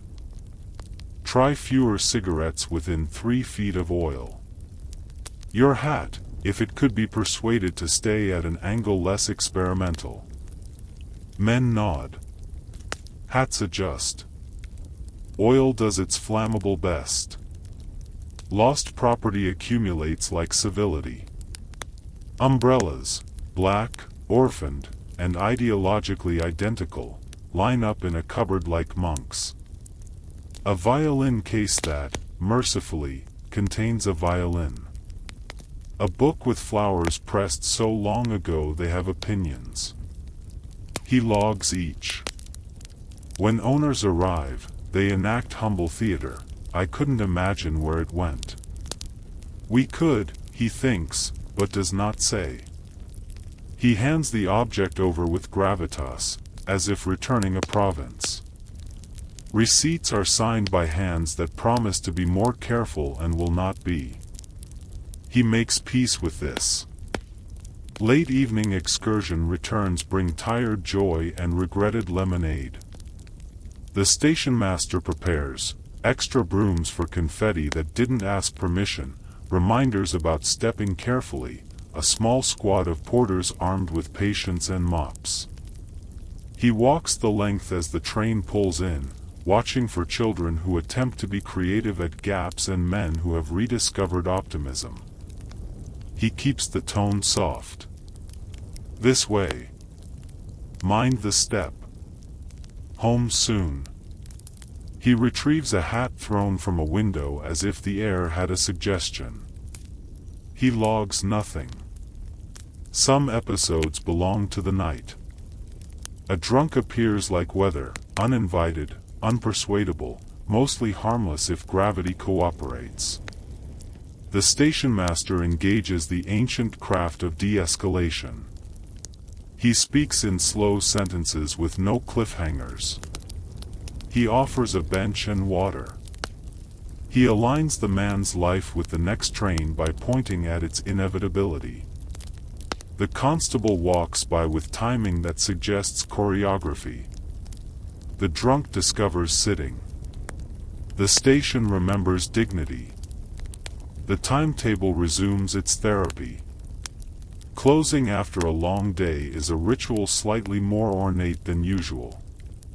He signs extra entries. He thanks extra people. He leaves a note for morning about a lamp that prefers drama and a hinge that learned to squeal. He puts the excursion poster in the drawer, replaced by a fresh one, different date, same promises, new font that believes in itself. He writes a short line in the diary, crowds orderly. No incidents. One glove. He underlines nothing. The day underlined itself by existing. On the way out, he pauses under the station sign. The wind is quiet now. The letters spell home to those who left at dawn and returned at dusk with their pockets slightly different. He has been the custodian of that spelling all day. He has intercepted chaos, taxed it with courtesy, and sent it on its way. He locks the door. The key turns with a sound that means, we're done. The rails gleam under the lamps as if writing a poem to themselves. He lets the night have the last word. And tomorrow, fog might come back, or sun, or both in shifts. Excursions will reappear with baskets of optimism. A parcel will threaten to explode into eggs at any moral failing. A timetable will continue to pretend it is the law. He will enforce the pretense with gentleness and a hat. That's the work. Keep movement from becoming drama, keep waiting from becoming complaint, keep arrival and departure from taking anything personally. If the eyes are heavy, good. Imagine the platform lamps shrinking into dots. Imagine the telegraph silent and pleased. Imagine a cupboard full of umbrellas breathing together like a choir at rest.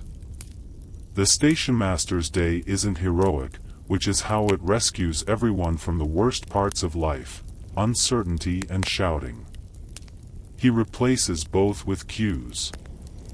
Next time, we'll float even slower through the private geography of his pocket watch, the secrets of the parcel's register, and the museum of small repairs, how a man can fix a hinge, soothe a timetable, and keep a town on time without ever hurrying. For now, the signals are at danger, the windows are latched, and the ledger sleeps with its chin on its hands. Lights down.